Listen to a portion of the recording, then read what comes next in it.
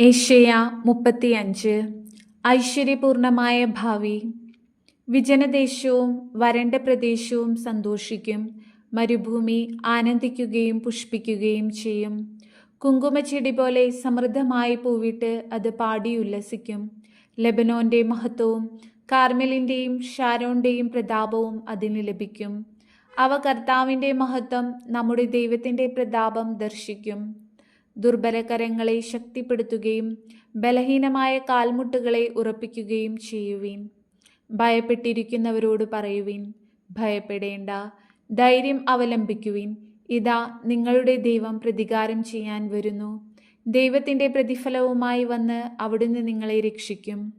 അപ്പോൾ അന്ധരുടെ കണ്ണുകൾ തുറക്കപ്പെടും, ബധിരരുടെ ചെവി ഇനി അടഞ്ഞിരിക്കുകയില്ല. അപ്പോൾ മുടന്തൻ മാനിനെ പോലെ കുതിച്ചു ചാടും. മൂകന്റെ നാവ് സന്തോഷത്തിന്റെ ഗാനമുതിർക്കും. വരണ്ട ഭൂമിയിൽ ഉറവകൾ പൊട്ടിപ്പുറപ്പെടും. മരുഭൂമിയിലൂടെ നദികൾ ഒഴുകും. തപിച്ച മണലാരണ്യം ജലാശയമായി മാറും. ദാഹിച്ചിരുന്ന ഭൂമി അരുവികളായി മാറും. കുറുനരികളുടെ പാർപ്പിടം ചതുപ്പ് നിലമാകും. പുല്ലും ഞാങ്ങണയും കോരപ്പുല്ലും ആയി പരിണമിക്കും. അവിടെ ഒരു രാജവീതി ഉണ്ടായിരിക്കും.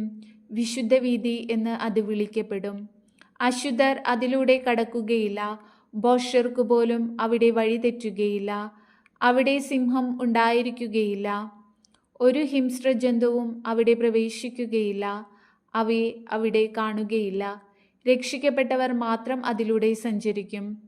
കർത്താവിൻ്റെ വീണ്ടെടുക്കപ്പെട്ടവർ തിരിച്ചു വരികയും ഗാനാലാപത്തോടെ സിയോനിൽ പ്രവേശിക്കുകയും ചെയ്യും. നിത്യമായ സന്തോഷത്തിൽ അവർ മുഴുകും. അവർ സന്തോഷിച്ചുല്ലസിക്കും. ദുഃഖവും നെടുവീർപ്പും അകന്നുപോകും.